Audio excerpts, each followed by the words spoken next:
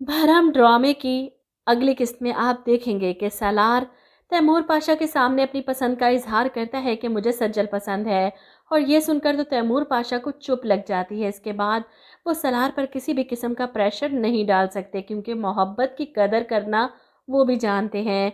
और ख़ास तौर पर सज्जल का नाम सुनकर वो सलार की पसंद से इनकार नहीं करते, क्योंकि वो लड़की किसी की भी आइडियल हो सकती है। मसला ये है कि वो रमशा की कज़न है, और रमशा को जब ये बताया कि इसे छोड़कर सलार ने इसकी कज़न को पसंद किया है, उससे शादी करना चाहता है, तो पता नहीं रमशा पर क्या गुजरे। यही बात तैमूर पाशा को परेशान कर रही है। ऐसे में वो रमशा को अपने कमरे में बुलाते हैं इससे बात करने कि बेटा, मैं तुम्हारे लिए सलार से भी बेहतरीन लड़का ढूंढूंगा। और ये सुनकर तो रमशा परेशान हो जाती, पापा आपने तो मुझसे वादा किया था कि आप मेरी शादी सलार से करवाएंगे, अब क्या हो गया है? अब आप इसकी बात क्यों मान रहे हैं? अब तैमूर पाशा कैसे बताएं कि सलार सज्जल से मोहब्बत करता है? ये बात बताकर वो रमशा को दुखी नहीं करना चाहते थे, लेकिन रमशा तो अपने पापा को इमोशनल ब्लैकमेल करने के लिए चिल्लाती है कि मैं भी इस अजियत से नहीं गुजर सकती जिस अजियत से मेरी माँ गुजरी थी। मोहब्बत करने लगी हूँ पापा मैं सलार से, मैं पीछे नहीं हट सकती। और यहीं पर तैमूर पाशा पिघल जाते हैं, लेकिन अब सलार को मजबूर नहीं कर सकते रमशा के लिए। और अपने पापा की बेबसी और इनकार पर रमशा की आंखों में आंसू आ जाते हैं। इन्हें इमोशनल ब्लैकमेल करके भी देख लिया, लेकिन वो टस से मस नहीं हुए।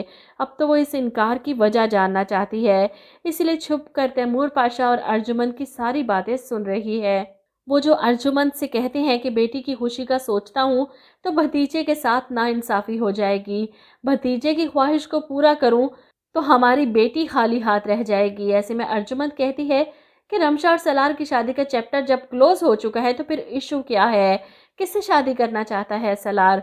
जिस पर तैमूर पाशा कहते हैं कि सज्जल से, और सज्जल मेरी नहीं सलार की पसंद है। बाहर खड़ी रमशा ये सुनकर हैरत ज़दा रह जाती है, इसे अपने कानों पर यकीन नहीं आता। वहीं अर्जुमंद जो पहले से ही अपनी मुलाजमा के ज़रिए ये सारी न्यूज़ जान चुकी थी, तैमूर पाशा के सामने हैरान होने का ड्रामा करती है। वो रमशा की कज़न सज्जल, सलार का स्टैंडर्ड इतना गिरा हुआ नहीं हो सकता कि वो सज्जल में इन्वॉल्व हो। खैर सलार की पसंद का सुनकर तो रमशा के पास एक ही ऑप्शन बचा था कि वो जाकर सज्जल की जान ले ले। वो गुस्से में घर से निकलने लगती है जब अर्जुमंद इसका रास्ता रोककर इस पर तंज करने से बाज नहीं आती। ऐसे में रमशा इनसे कहती है कि मेरे रास्ते से हटे, मुझे बाहर जाना है। इस पर अर्जुमंद इसे रोकते हुए कहती हैं कि रास्ते से तो तुम्हें सलार ने हटा दिया, क्लीन बोर्ड कर दिया तुम्हें। रमशा के पास आज अर्जुमंद को देने के लिए कोई जवाब नहीं, क्योंकि वो अंदर ही अंदर भरी बैठी है और ये सारा गुस्सा वो सज्जल के लिए बचा कर रखना चाहती है। इसलिए घर पहुंचती है और वहां पहुंचते ही सज्जल पर हमला कर देती है। दरवाज़ा खोलते ही इस पर झपट पड़ती है, इसका बाजू पकड़े से घसीटती हुई अपनी माँ के सामने लाकर पटकती है और चिल्लाती है, मैंने आपसे कहा था ना सज्जल मेरी खुशियों की दुश्मन है, छीन लेगी, ख़त्म कर दिया सब कुछ इसने, छीन लिया मुझसे मेरे सलार को, कातिल हो तो मेरी खुशियों की। इस पर सज्जल परेशान हो जाती है, अपनी माँ को सफाइयाँ देने की कोशिश करती है, मैंने कुछ नहीं किया अम्मी, इसको गलत फहमी हुई है।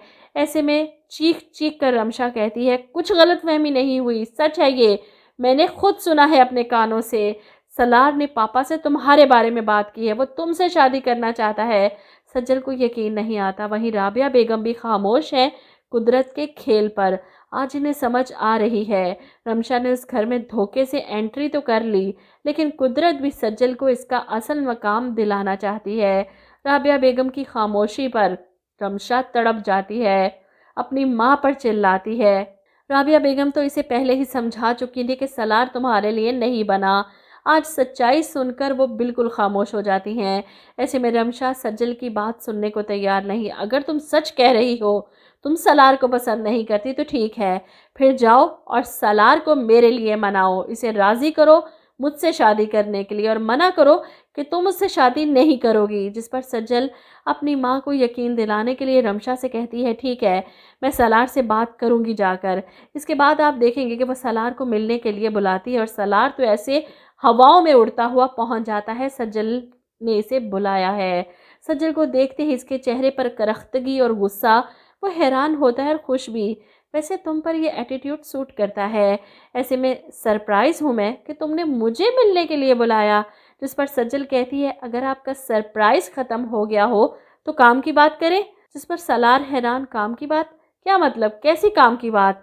यहाँ पर सज्जल सलार से कहेगी कि आपने तैमूर अंकल से क्यों कहा कि आप मुझे पसंद करते हैं। इस झूठे ड्रामे को आप ख़त्म कर दें। आपकी असलियत सामने आ चुकी है। फिर क्यों मुसलसल खुद को और मुझको अजियत दे रहे हैं आप? रमशा से शादी कर लें, वो आपको पसंद करती है। और वैसे भी मुझे आप में कोई इंटरेस्ट नहीं, इसलिए मेरा पीछा तो छोड़ ही दें आप और भूल जाएं कि मैं दोबारा आपके धोखे में कभी आऊँगी। इसकी बातें सुनकर सलार को दुख होता है। वो अपनी मोहब्बत का यकीन दिलाने की कोशिश करेगा कि सजल मेरी बात तो सुनो, मैंने अंकल से जो कुछ भी कहा वो सच कहा। मैं वाकई तुमसे मोहब्बत करने लगा हूँ। मुझे नहीं पता कब और कैसे, लेकिन तुम मेरे लिए बहुत अहम हो चुकी हो और तुम्हारे अलावा मैं किसी और का तसव्वुर भी नहीं कर सकता। अब सज्जल साफ लफ्ज़ों में इनकार कर देती है, लेकिन मुझे आप में कोई इंटरेस्ट नहीं। और यहीं पर वो अगले दिन ऑफिस जाकर तैमूर पाशा के सामने भी इनकार करेगी और इन्हें बताएगी कि सलार ने इसके साथ कितना बड़ा धोखा किया था। वो नफ़रत करती है और अभी भी वो सिर्फ खुद को बचाने के लिए मेरा नाम ले रहा है। मुझे इससे शादी नहीं करनी। आप शौक से रमशा और सलार की शादी करवा सकते हैं, मुझे कोई एतराज़ नहीं।